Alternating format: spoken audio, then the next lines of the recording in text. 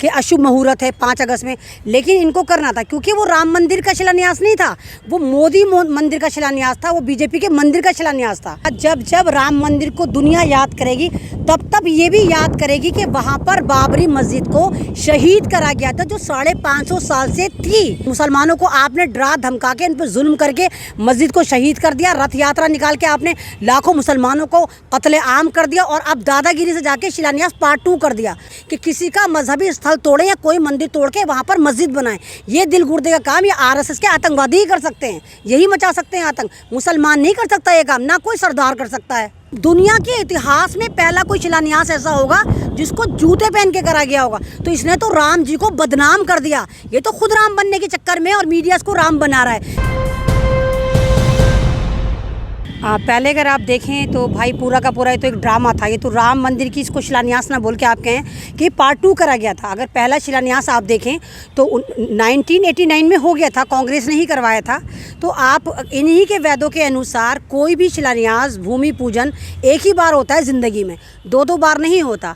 और इनके ही सारे जितने भी धर्म गुरु हैं चीखम चिल्ली कर रहे थे कि अशुभ मुहूर्त है 5 अगस्त में, लेकिन इनको करना था क्योंकि वो राम मंदिर का शिलान्यास नहीं था, वो मोदी मंदिर का शिलान्यास था, वो बीजेपी के मंदिर का शिलान्यास था। और आप देखिए बहुत सारे धर्म गुरुओं ने उसमें हिस्सा नहीं लिया, लेकिन मोदी जी गए, कूद कूद के गए और सारे पालतू जितने थे धर्म गुरु खरीद के ले गए। और कमाल की बात देखिए, जितना भी IT सेल का रखेल मीडिया था, इसने श्री राम को कहीं दिखाया ही नहीं, मंदिर के ऊपर मोदी को लगा दिया है ना। सारा मीडिया से चिल्ला रहा था कि मानो मतलब राम जी उस सारे समीकरण से गायब थे। और उस वक्त इन्होंने फिर एक चल रहा है सोशल मीडिया पे पोस्ट चल रही है, उसमें ये दिखाया है जो नरेंद्र मोदी का कद दिखाया 6-7 फुट और राम जी का कद दिखाया 1-1.5 फुट। और हमारा मोदी जो है राम लल्ला को पकड़ के लेके जा रहा है, यानी कि राम जी इतने कम वैल्यूएबल हैं कि नरेंद्र मोदी उनसे इतना बड़ा हो गया कि उनका हाथ पकड़ के राम मंदिर में छोड़ने जा रहा है। तो ये राम जी की पक्की वाली बेइज्जती करी गई है, राम जी का मजाक उड़ाया गया है। और अभी भी वक्त है जागने का उन लोगों को जो सिया राम के मानने वाले हैं और राम जी को पूछते हैं, तो उनको जागना चाहिए, उनको देखना चाहिए कि नरेंद्र मोदी ने राम जी का कितना भयानक तरीके से मजाक उड़ाया है। इसमें गृह मंत्री नहीं पहुंचे, अमित शाह को जो है कोरोना हो गया, और लाल कृष्ण आडवाणी की अगर बात की जाए, ये तमाम लोगों को जो है इससे दूर रखा गया और मोहन भागवत बिल्कुल बराबर में बैठे हुए थे। ये मैं जैसे कह रही हूँ कि ये शिलान्यास पार्ट 2 था, तो पार्ट 1 वाले जितने थे उनको इसमें शामिल नहीं करा गया। आप इसको देखें, आपने जैसे बोला कि ये हमारा टकलू शाह नहीं गया, ये टकलू इसलिए नहीं गया, टकलू अगर आप देखें ये हिंदू है ही नहीं, ये जैनी मज़हब से आता है। अब जब ये राम मंदिर नहीं जा रहा था तो इसको चुल लगाई कि वही तो मेरी बेइज्जती ख़राब हो जाएगी, तो इसने जल्दी से ट्वीट पे जाकर खुद कहा कि मुझे कोरोना हो गया। आप देखो कोरोना की रिपोर्ट अगर आप और हम जैसे कराने जाएँ तो 5 दिन में आती है, इसने अस्पताल में जाते ही से पता चल गया इसको कोरोना है। तो इसने कोरोना का यूज़ करा अपनी इज्जत बचाने को, अपनी लंगोटी बचाने को, क्योंकि इसके पास कोई इन्विटेशन आया नहीं था। ये जैन मज़हब का, ये हिंदू नहीं है। योगी ने कहा है कि अगर कोई मुझे मस्जिद में, पहली बात तो बुलाएगा ही नहीं है, और अगर बुलाएगा तो मैं जाऊंगा नहीं। ये इसको किस तरीके से देख रहे हैं? क्या अगर बाबरी मस्जिद की जगह पर जो है अब वहाँ मंदिर बनाया गया है, लेकिन अब मुस्लिम पर्सनल लॉ बोर्ड वाले जो है मस्जिद बनाने की बात कर रहे हैं, तो इसको किस तरीके से देख रहे हैं? क्या बुलाना चाहिए?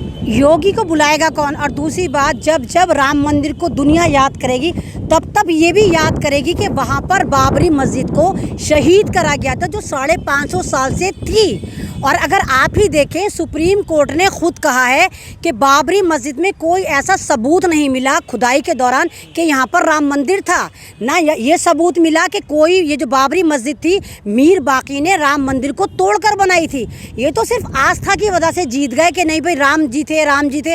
और कमाल की बात देखिए आप कि भाई राम मतलब अयोध्या में एक मंदिर नहीं है, 100 मंदिर ऐसे हैं जो कहते हैं कि राम जी हमारे यहाँ पैदा हुए थे। तो एक मंदिर थोड़ी है जिस पे आपने कहा, तो सारे मंदिरों में वो तो वहाँ पैदा हुए हैं, तो उनके लिए आप क्या बोलोगे? लेकिन आपका मीडिया उसको नहीं दिखाएगा कि राम जी वहाँ पैदा हुए हैं। तो ये ड्रामेबाजी है, सिर्फ मुसलमानों को आपने डरा धमका के, इन पर जुल्म करके मस्जिद को शहीद कर दिया, रथ यात्रा निकाल के आपने लाखों मुसलमानों को कत्ले आम कर दिया और अब दादागिरी से जाके शिलान्यास पार्ट 2 कर दिया।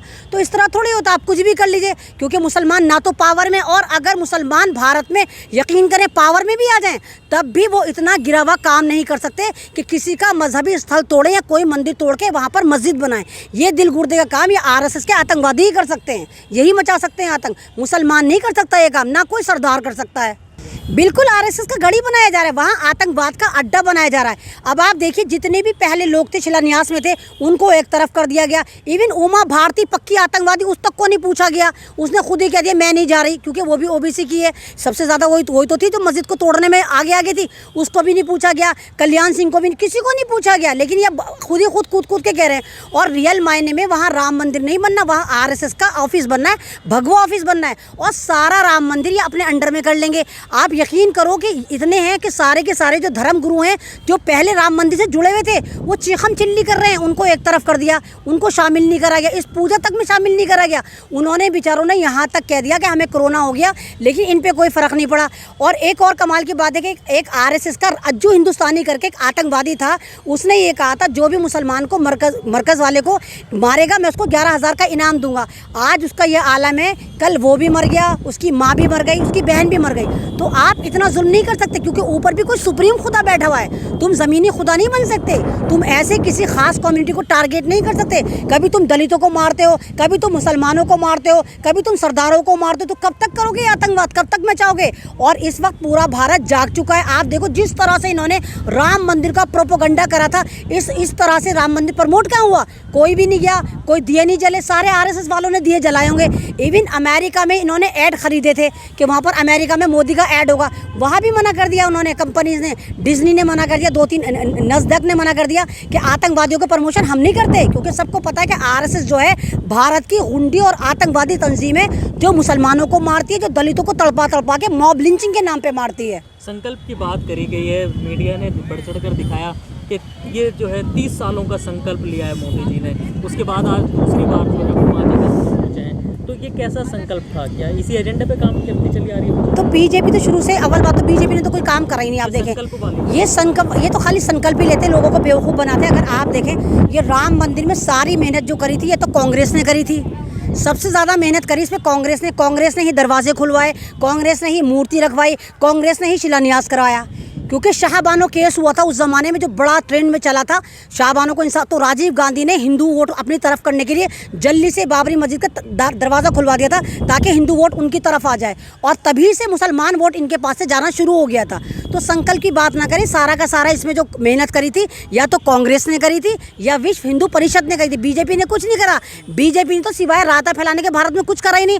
और इस वक्त बीजेपी मलाई खाने आ गई, खीर बीजेपी खा गई, सारा का सारा विश्व हिंदू परिषद ने करा था। और कमाल की बात देखिए, शिलान्यास में ये नरेंद्र मोदी हमारा चौकीदार कितनी बेइज्जती करी इसने श्री राम की, चप्पल पहन के, स्लीपर पहन के शिलान्यास कर रहा है।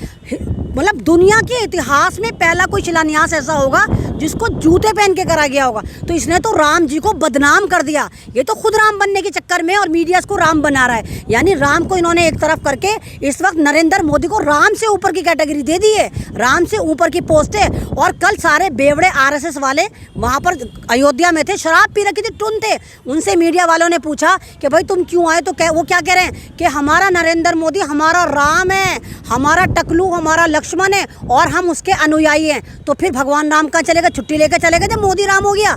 ये विवाद नहीं रुकेगा, क्योंकि सारे ब्राह्मण सड़कों पर आ गए, सब ब्राह्मणों को पता चल गया कि उनको बेवकूफ़ बनाया है। सिर्फ ब्राह्मणवाद करके आरएसएस ने ब्राह्मणों को बेवकूफ़ बनाया है, तो सबको पता चल गया। और ये सब ड्रामेबाजी, आप देखिए ये जितने भी ओबीसी होते हैं सारे के सारे भगवा बने हुए हैं इस वक्त, जो ना हिंदू हैं ना ब्राह्मण हैं, तो उनको बेवकूफ़ बनाया। कोई एक बता दे दलित भी कि कहीं उसको बुलाया गया। हमारे कोविंद साहब जो राष्ट्रपति हैं दलित हैं, उन तक को इन्विटेशन नहीं था, कोई दलित गया ही नहीं। तो दलित इतना खुश क्यों हो रहे हैं, ओबीसी इतना खुश क्यों हो रहे हैं? किसी मंदिर की कमेटी में तुम नहीं हो, पुजारी तुम नहीं हो, ट्रस्ट में तुम नहीं हो, किसी चीज़ में हो, हाँ तुम होंगे, सारे के सारे तुम राम मंदिर के हिस्सा बनोगे। कब बनोगे? अगर राम मंदिर बन गया तो। अव्वल बात तो ये बनेगा नहीं, क्योंकि ये मुद्दा है, सारी ज़िंदगी कैश कराएंगे इसको। तो अगर राम मंदिर बन जाता है इन फ्यूचर कभी भी, तो ये सारे के सारे भगवा आतंकवादी बाहर भिखारियों की लाइन में सबसे लंबी लाइन लगा के बैठे होंगे, इनका बिजनेस चलेगा, ये भीख मांगेंगे। तो क्या इनको बेवकूफ़ बनाया जा रहा है? इनको बेवकूफ़ बनाया गया। आप देखिए इन्होंने 5 अगस्त क्यों चुना?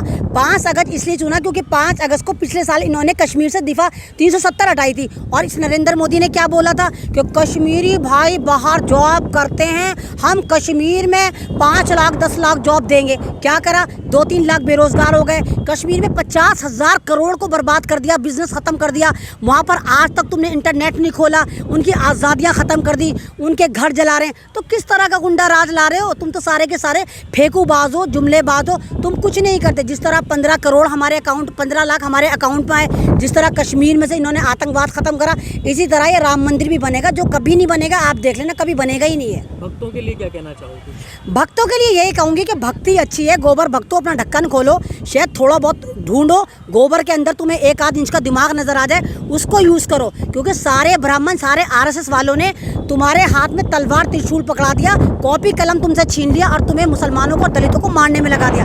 किसी दलित को किसी पंडित को मारते हुए देखा तुमने? मुसलमान को या दलित को? तुम ही मार रहे हो। तो तुम्हें त्रिशूल पकड़ा के आतंकवादी बना गया। और ये जितने भी RSS वाले, इनके बच्चे इंग्लैंड में, अमेरिका में ऐश कर रहे हैं, मौज कर रहे हैं, वहाँ पढ़ रहे हैं, और तुम्हें आतंकवाद बना दिया। अभी नहीं सुधरे तो कल को तुम्हारे ही बच्चे कटेंगे, क्योंकि तुम जब लड़ोगे तो तुम्हें काटा जाएगा। तो अब भी सुधर जाओ, ये भारत तुम्हारा है। इन चड्डीधारियों का पीछा छोड़ दो। ये RSS वाले सिर्फ आतंकवाद हैं, एक भ्रम है, एक धोखा है। भारत को बचा लो, एक हो जाओ, क्योंकि ये भारत महात्मा गांधी का है, अशफाकुल्ला का है, भगत सिंह का है, भीमराव अंबेडकर का है, हम सबका है। तो इसको बचाने की जिम्मेदारी अब हमारे पूरे भारत पे है। तो RSS वालों को खदेड़ फेंको, इन चड्डीधारियों को ऐसी लात मारो कि ये चाइना जाकर पड़े।